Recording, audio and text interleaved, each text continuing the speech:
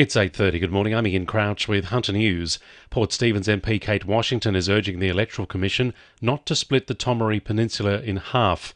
The Commission is reviewing electoral boundaries due to changes in population.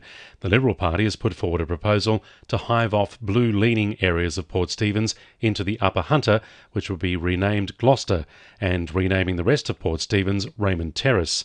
Although the move would advantage Kate Washington's electoral chances, she says splitting the close-knit Tomaree community is disrespectful and is nothing more than a blatant gerrymandering effort to improve the Liberals' chances at the next election. Police say an early morning pursuit at Belmont reached estimated speeds of 150 kilometres per hour in a 60 zone. Officers say they noticed an unregistered Suzuki motorbike on the Newcastle inner-city bypass at 1:20 this morning and gave chase when the rider refused to stop. The pursuit travelled onto the Pacific Highway, where the motorcyclist stopped near George Street.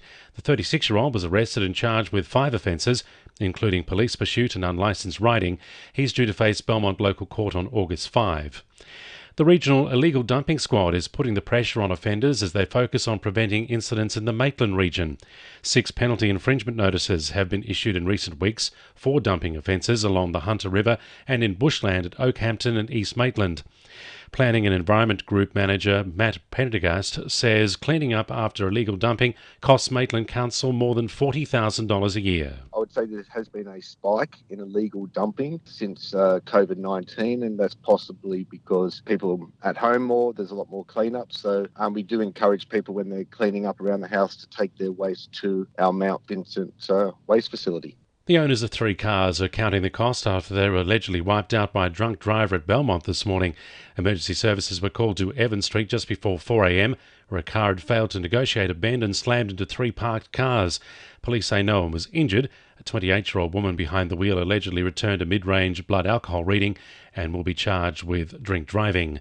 We're being warned to prepare for the possibility of an east coast low developing in the Hunter this weekend. The intense low-pressure system is likely to develop on Sunday, bringing heavy rain, strong winds and hazardous surf conditions. The SES is encouraging homeowners to clean gutters and downpipes and tie down loose items like garden furniture. The government is facing calls to lend a helping hand to employers struggling to provide work opportunities and apprenticeships across the Hunter and the state. A recent report suggests new programs and subsidies will be necessary to rescue a predicted 30% drop in apprentice intake across Australia this year.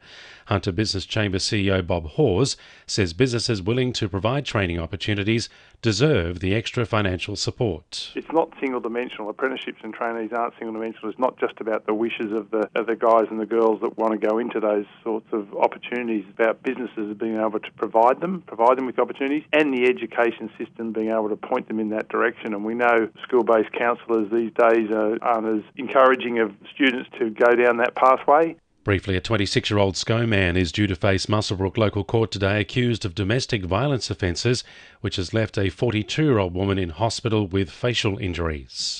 2NURFM Sport.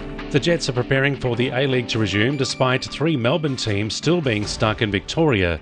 The FFA is currently waiting for the New South Wales government to give the teams permission to enter the state without having to self-isolate for 14 days. Players have been stranded in Melbourne after flights to Canberra on Monday and Tuesday were cancelled due to poor weather conditions. Newcastle Knights young gun Bradman Best will be fit to play against Parramatta on Sunday after rolling his ankle at training on Wednesday. Meanwhile, coach Adam O'Brien has confirmed utility Connor Watson will miss out on this weekend's match, despite being named on the extended bench. New Lambton co-captain Toria Campbell believes the excitement behind the Women's Premier League season restart will overshadow this weekend's results. The season was previously cancelled after round 2 due to the coronavirus pandemic. And Novocastrians Kate Gill and Bo Bush have been appointed joint chief executives of the Players Union Professional Footballers Australia. And the winning numbers in Powerball are 33, 2, 32, 31, 28, 21 and 26, and the Powerball number is 12. 2NURFM News Time, 25 to 9.